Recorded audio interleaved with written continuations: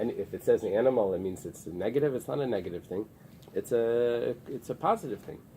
We even have a pasuk. Adamu behema tishi Hashem. Man and animal, Hashem saves. Why are we saying that it's a negative thing? This is a very good connotation. So v'amar Rabbi Yehuda Amarav. Rabbi Yehuda Amarav says, Eily b'nei Adam. This is referring to Eily b'nei Adam. This is referring to people shehem arumim b'das, that they're very clever. And but they make themselves humble like an animal, like they put themselves lower, even though they're very clever.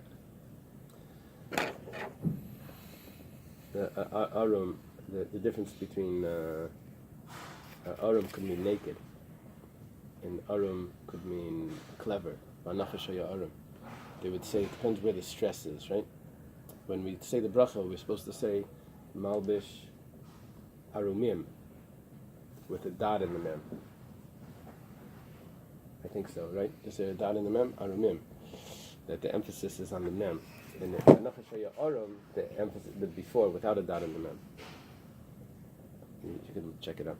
The word has to be, or else you say Malbish Arumim, who dresses the clever. It comes out funny. Okay. So, am I correct? There's a dot in the mem, yes. Okay. So, we're asking, why is animal a negative thing? It seems like it's a very positive thing. It says Hasam Ksiv Adamu Behema. Over there it says Adamu Behema, man and animal. Hacha Behema Lechudei Ksiv. Here it says just animal. Animal alone would be considered something negative. Adam together with the Behema together with Adam, that's a positive. What Adam and Behema is always positive. We're taking the other side now. We're bringing it down. That's what we wanted to do at the beginning. That I will give seed to the house of Israel, a seed of man and a seed of animal. And this was something positive. Actually, this was something negative, because Zera Behema was referring to ignorant people.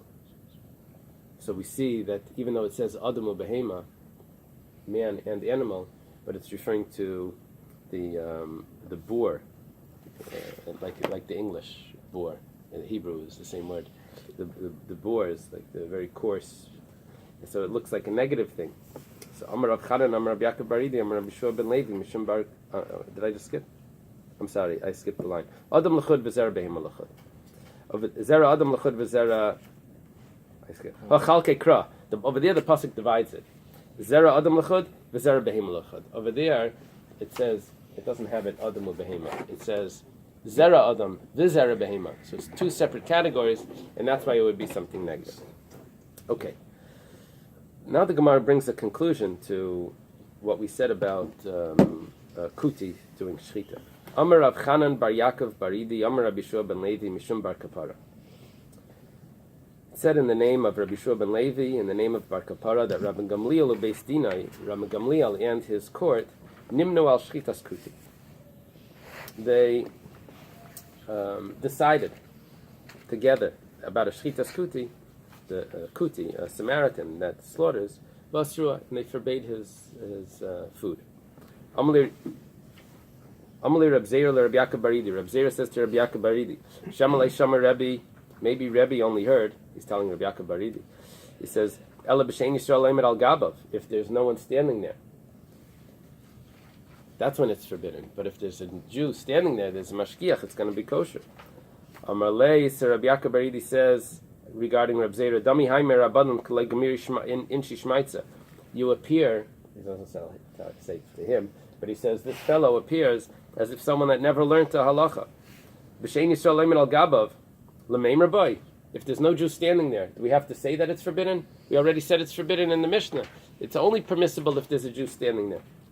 It must be that when is it?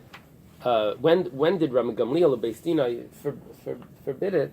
That must be talking about even when there's a Jew standing there. It's still forbidden. It means he's considered like a non-Jew entirely. Did Rabbi Zeira accept the answer, the strict answer of Rabbi Yaakov Baridi? So Tashema, come in here. Damar Rav Nachman bar Yitzchak Amar Rabasi. Menachem Yitzchak says in the name of Ravasi Aniri, Yisias Rabbi Yochanan Shachal Mishchitas Kuti. Ravasi says, I saw Rabbi Yochanan. He ate an animal that was shechted by a kuti. Af Ravasi Achal Mishchitas Kuti. And Ravasi himself ate from Mishchitas Kuti. V'tei by Rab Zera. Rab Zera was wondering, Leishmialu. Maybe he didn't hear what Rama Gamliel Paskin. The Ish Shmialahu. Because if he would have heard it, Havim Makablimine, then he never would have eaten it. Oy Dilma, or maybe Shmialahu, he heard from it. V'loi Kiblua, and he didn't accept it. No, it's possible that Rama Gamliel Paskin this, but Ravasi and Rabbi Yochanan never accepted it. Or maybe they never heard it. This is what Reb Zera is thinking. We'll get to the point soon. But meanwhile, Reb Zera is thinking this. Hadar Pashat L'nafshei, he then decided, Mistaber de Shmialu, it must be that they heard it, V'loi Kiblua, and they didn't accept it. Because if it would enter your mind, Leishmialahu, that Rabbi Yochanan and Rabasi never heard of the decree of eating shchita, from a shchita skuti.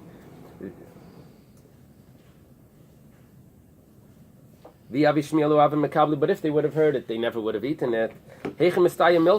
How is it possible that it worked out that Rabbi Yochanan and Rabasi really ate something that was forbidden?